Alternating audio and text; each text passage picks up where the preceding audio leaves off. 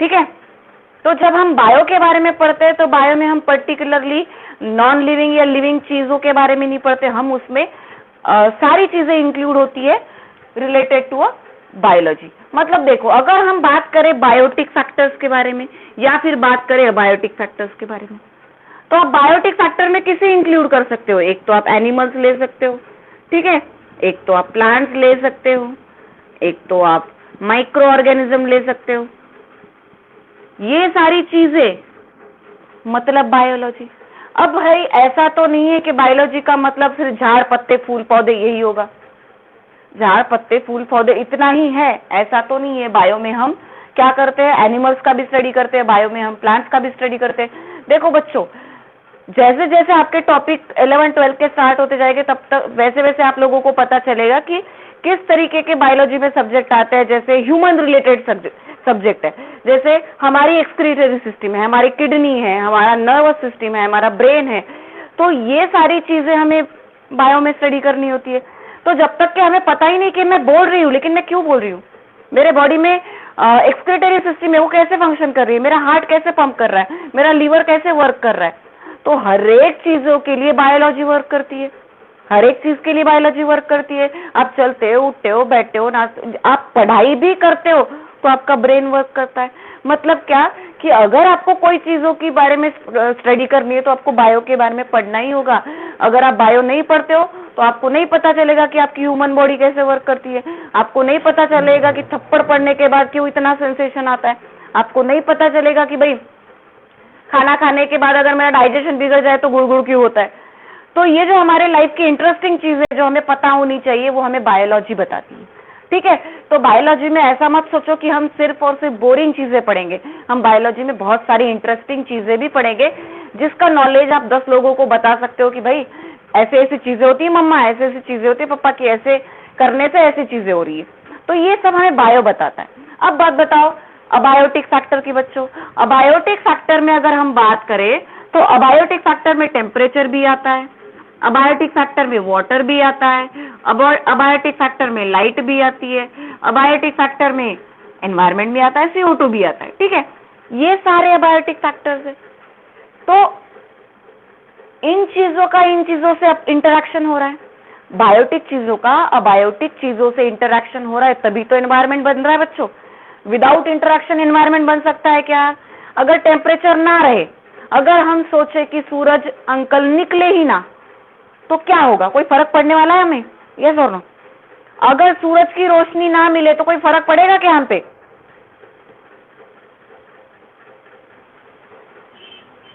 Obviously पड़ेगा बच्चों। तो एक बात सोचो, एक मजेदार एक बात है कि अगर शाम में हम बोलते हैं कि सूरज की रोशनी की जरूरत है हमें प्लांट्स को फोटोसिंथेसिस कराने के लिए, लेकिन हम कुछ प्लांट तो घर के अंदर भी लगाते हैं ना घर में, मनी प्लांट वगैरह छोटे छोटे ऐसे पौधे होते हैं जहाँ पे जिन्हें शेड की जरूरत होती है, जो धूप में नहीं जी पाते, अपनी लाइफ साइकिल नहीं कंप्लीट कर पाते, तो फिर उन्हें सूरज की जरूरत नहीं होती है, नहीं होती है उन्हें जरूरत सोलर की।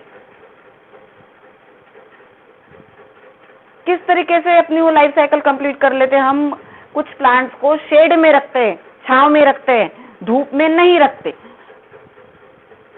क्यों? उन्हें नहीं खाना बनाना होता है, नहीं बनाना होता है खाना उन्हें, बताओ। अच्छा छोड़ो, ये भी छोड़ो, अभी एक धूप गिर रही है बाहर, धूप बहुत ज्यादा धूप है, इसमें से कौन सी लाइट फोटोसिंथेसिस के लिए यूज होती है? प्लांट्स कौन सी यूज करते फोटोसिंथेसिस के लिए? पता है? यस और नो? बताओ बताओ।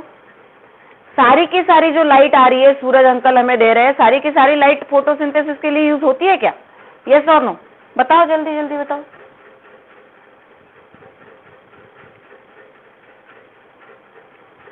बताओ, किसी को नहीं पता? प्रथमेश, प्रिया, गौरी, श्रेया, चलो बताओ।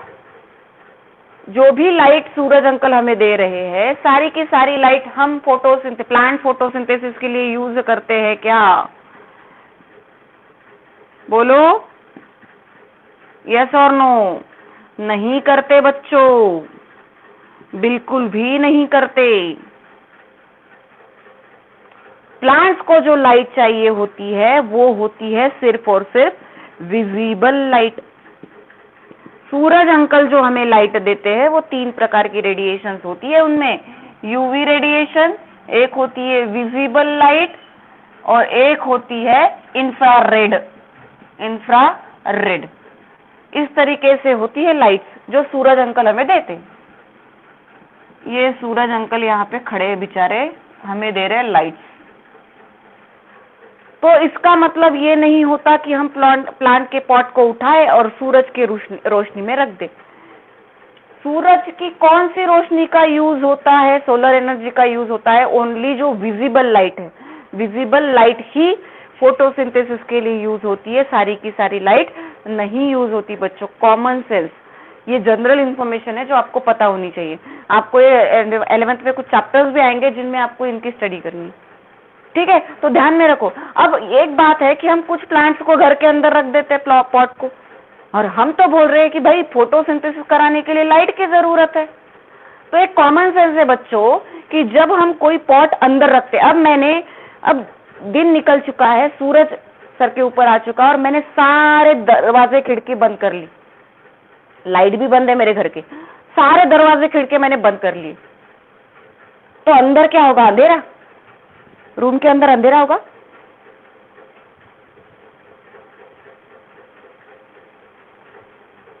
पक्का अंधेरा होगा?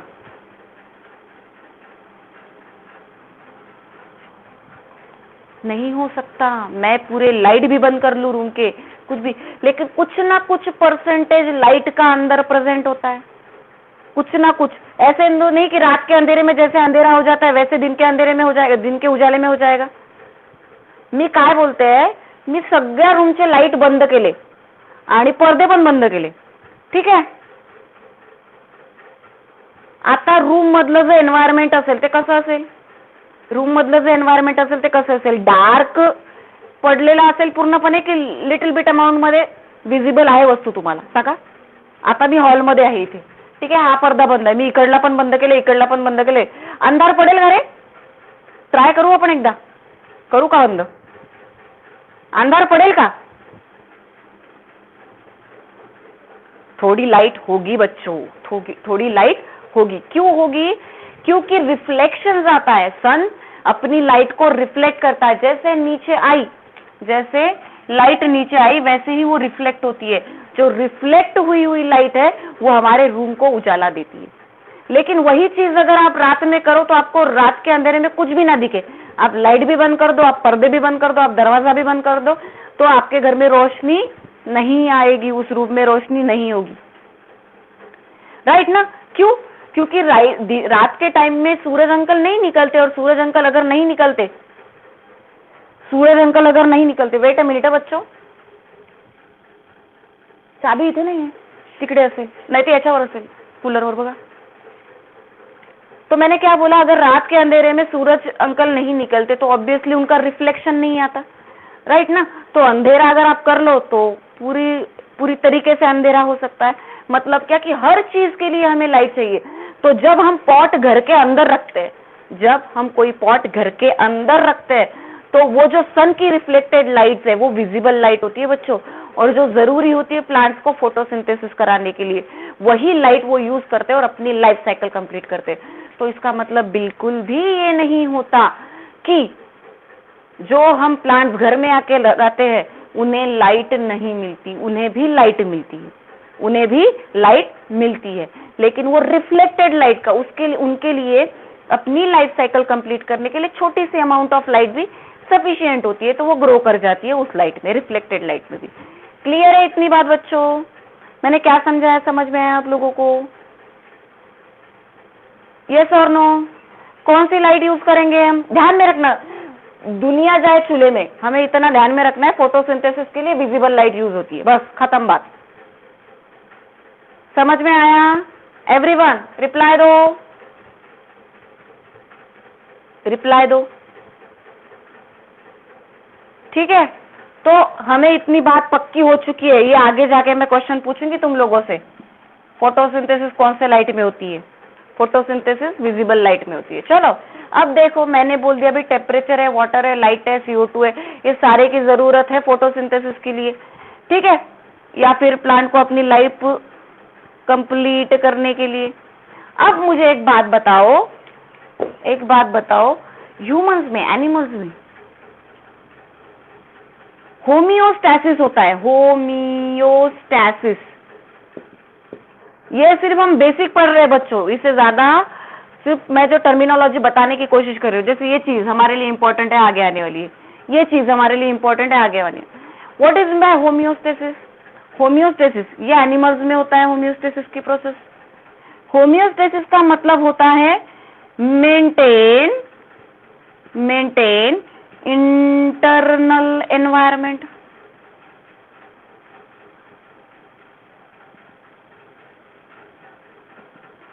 ज्यादा बोर नहीं करूंगी मैं तुम्हें, टेंशन मत लेना, ठीक है। होमियोस्टैसिस का मतलब होता है इंटरनल टेम्परेचर को मेंटेन करना।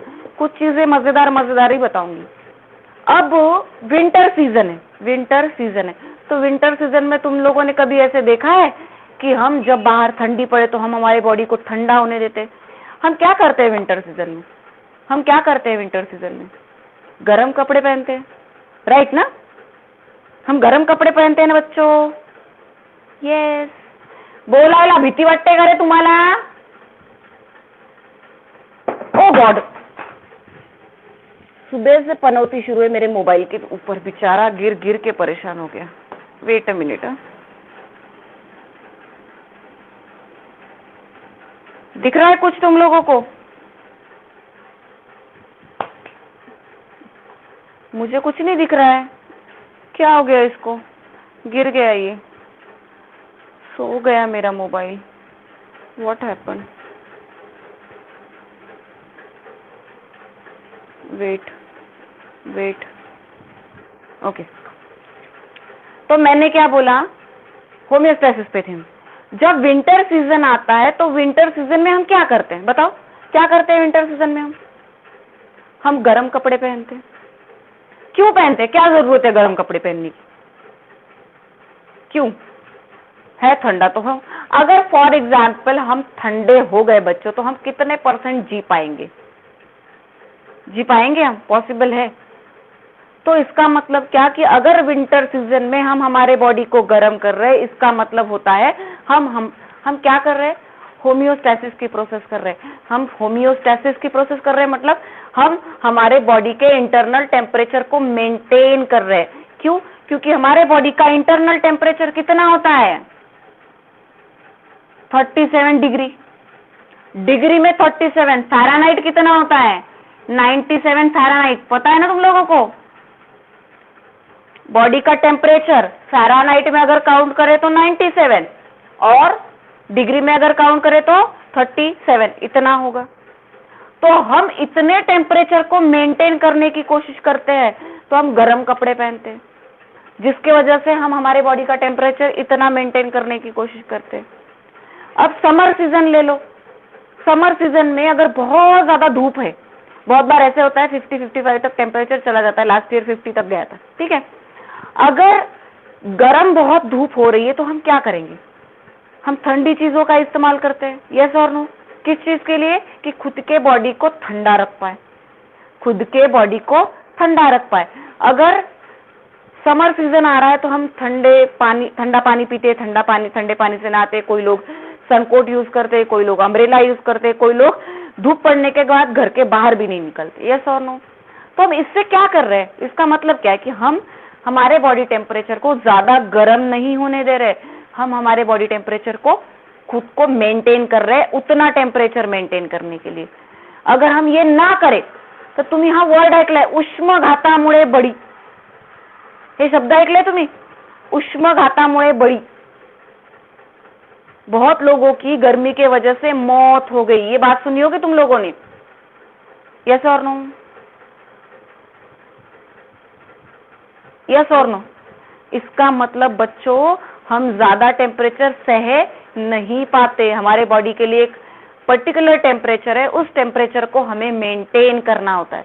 उस टेम्परेचर को हमें क्या करना होता है? मेंटेन करना होता है। तो इसीलिए हम क्या कराते हैं, हमारे बॉडी में कौन सी प्रोसेस होती है, होम्योस्टैसिस की प्रोसेस होती है। इसका मतलब होता है मेंटेन इंटरनल एनवायरनमेंट। इसका मतलब होता है मेंटेन इंटरनल एनवायरनमेंट। इतनी बात क्लियर है तुम लोगों को? इतनी बात क्लियर है? यस और नो? ठीक है, अब आगे बढ़ते हैं। अब मुझे एक बात बताओ, हम कोई भी चीजों को एनालाइज कर पाते हैं, हम कोई भी चीज को समझ पाते हैं, तो हमें कोई चीज को समझने के लिए हमारे बॉडी में क्या होता है, हम कोई चीज को समझ पाते हैं, उसके लिए हमारी बॉडी में क्या होता है, ब्रेन होता है ना? हमें कोई चीज को अगर समझना है तो हमारे बॉडी को कंट्रोल करने वाला क्या है बच्चों, ब्रेन है। ठीक है, ब्रेन, हमारा बॉडी के ब्रेन के दो पार्ट है, मतलब ब्रेन को कंट्रोल करने के लिए दो सिस्टम वर्क करती है, एक है नर्वस सिस्टम और दूसरी है इंडोक्राइन सिस्टम। इंडोक्राइन सिस्टम, ठीक है। पड़ मार दिया जोर से, पड़ गई मेरे गाल के ऊपर, तो क्या होगा? ये स्टिम्युलाई मुझे किसने दिया? ये स्टिम्युलाई मुझे किसने दिया कि गाल के ऊपर पड़ी है? किसने दिया मुझे स्टिम्युलाई? ब्रेन ने दिया। लेकिन ब्रेन के पास कौन लेके गया? ब्रेन के पास कौन लेके गया? न्यूरॉन्स लेके गए ना बच्चों, न्यूरॉन्स, नर्व सेल। हमारे बॉडी के ऊपर, पूरे बॉडी के ऊपर, जितनी भी हमारी बॉडी है, पूरे बॉडी के ऊपर न्यूरॉन सेल पड़े हुए, पता है ना? सेंसरी और न्यूरॉन, सेंसरी से इंफॉर्मेशन लेके जाने वाले, पता है तुम लोगों को? अगर कोई कॉकरोच यहाँ पे बैठ गया, या फिर छोड़ो, मैंने आंखों से कोई चीज देख ली, मेरे सामने जा रहा है टाइगर और मैंने देख लिया टाइगर है, लेकिन पहला सेंस क्या आया? पहला सेंस क्या आया? मैंने कुछ देखा। सेंसरी ऑर्गन है ना हमारे, आईज हमारे सेंसरी ऑर्गन है ना, आईज हमारे सेंसरी ऑर्गन है। मेरे आईज ने कोई चीज देखी, लेकिन कौन सी चीज है ये बताने वाला कौन है? हमारा ब्रेन है। तो मेरे आंखों ने कोई चीज देखी, ब्रेन तक इंफॉर्मेशन गई किसी ने, इसने कुछ तो भी देख लिया भाई। तो ब्रेन ने क्या रिप्लाई किया कि बेटा ये कुछ तो भी नहीं है, ये टाइगर है, भाग वैशाली भाग, तुझे भागना है, ये टाइगर आया है। ऐसी हमारी सिस्टम वर्क करती है। मतलब इंफॉर्मेशन ले जाने के लिए हमारे पास बहुत सारे लेबर है, और इंफॉर्मेशन लेके आने वाले भी हमारे पास बहुत सारे लेबर है। तो सारी चीजों को हमारे कौन कंट्रोल करता है? ब्रेन कंट्रोल करता है। ठीक है, तो ब्रेन बोलेगा तो हम उठेंगे, हमारा ब्रेन। ऐसा तो नहीं है भाई कि किसी की बात सुन ले और हम सुन ले, मतलब मम्मा ने बोल दिया कि आज मोबाइल नहीं खेलना, तो हम ऐसा शांति से बोल लेते, हो मम्मा, ऐसा बोलते हो तुम लोग घर पे? यस मम्मा, आपने बोला नहीं करना तो नहीं करना। टीचर ने बोल दिया आज होमवर्क करना है, यस टीचर, होमवर्क करेंगे। करते हो ऐसा? करते हो? यस और नो? करते हो क्या? मम्मी की हर बात सुनते हो क्या?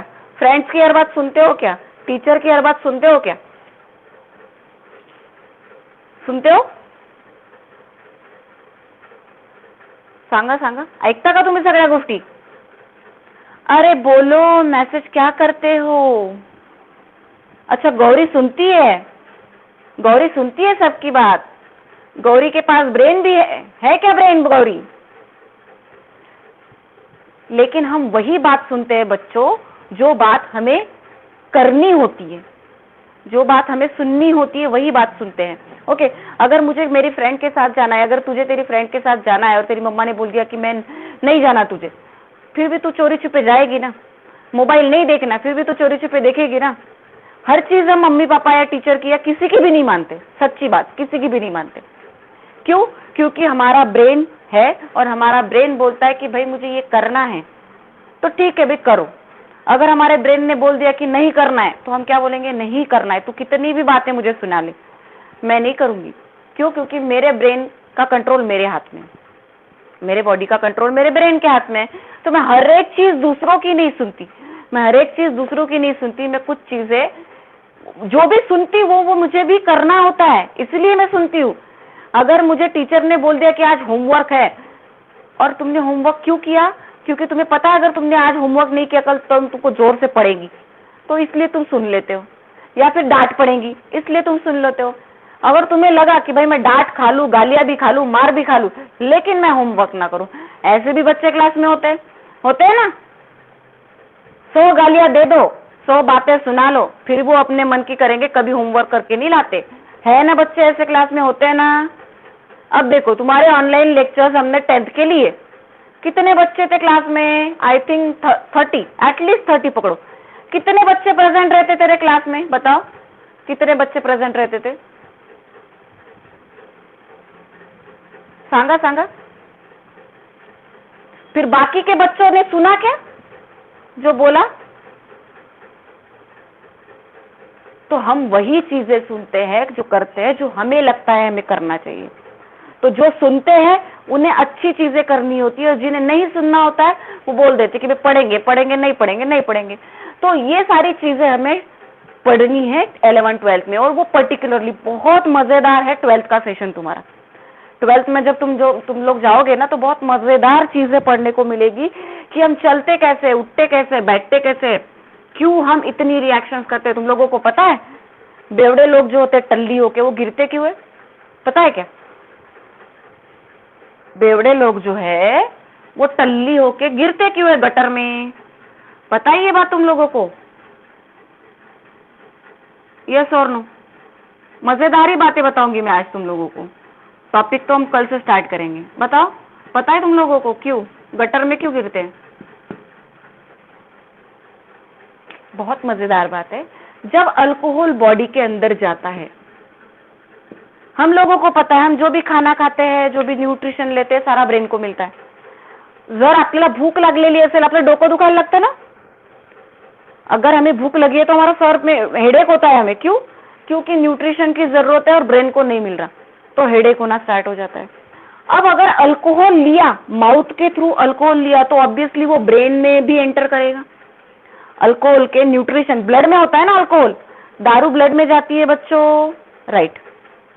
फिर ब्लड में है तो ब्लड में न्यूट्रिशन ब्लड से ब्रेन में भी जा रहा है, तो अल्कोहल एंटर करेगा ब्रेन में।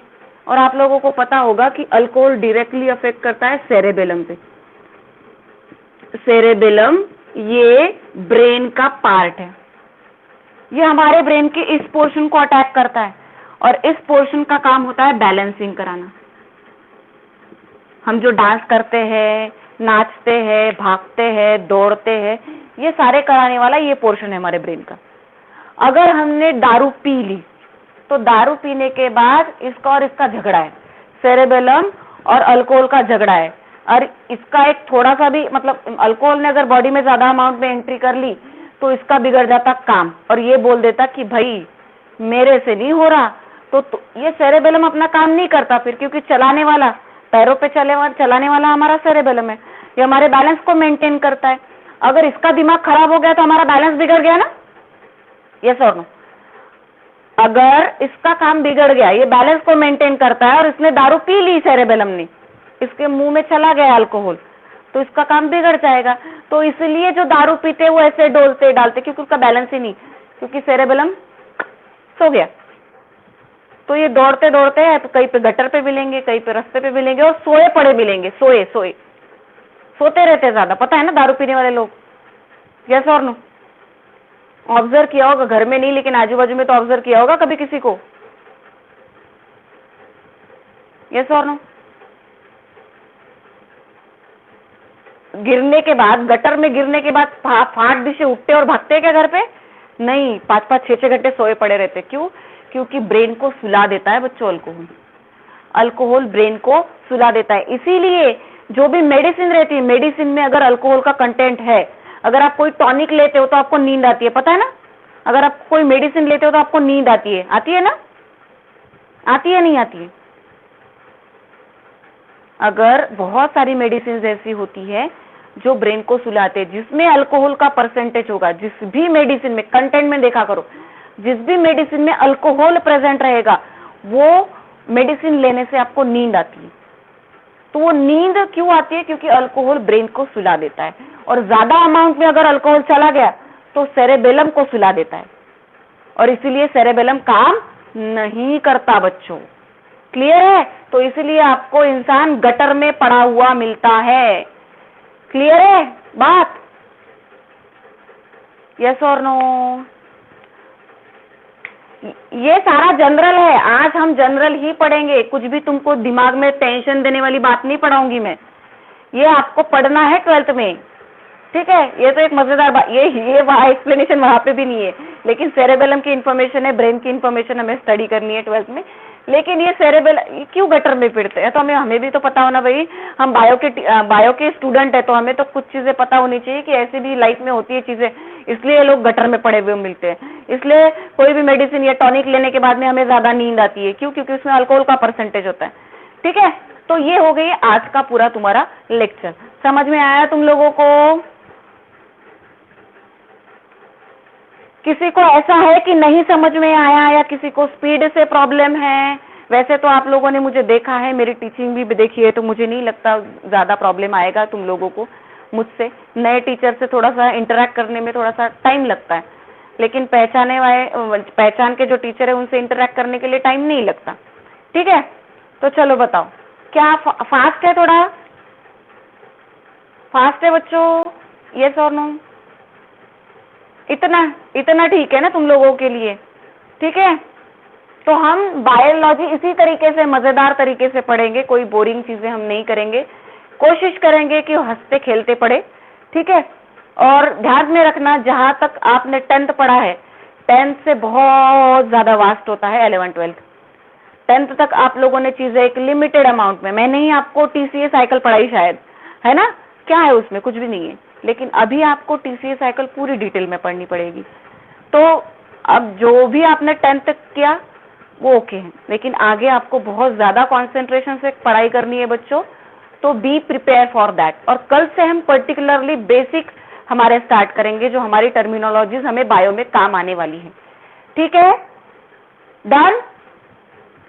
तो 1-1.5 घंटे के बाद में आपको लेक्चर, इसी लिंक पे क्लिक करने के बाद में यहीं पे रिकॉर्डेड लेक्चर आपको मिल जाएगा। ठीक है, चलो मैं अभी क्लास को ऑफ कर रही हूँ। बाय एवरीवन, बाय बच्चों, मोस्ट वेलकम।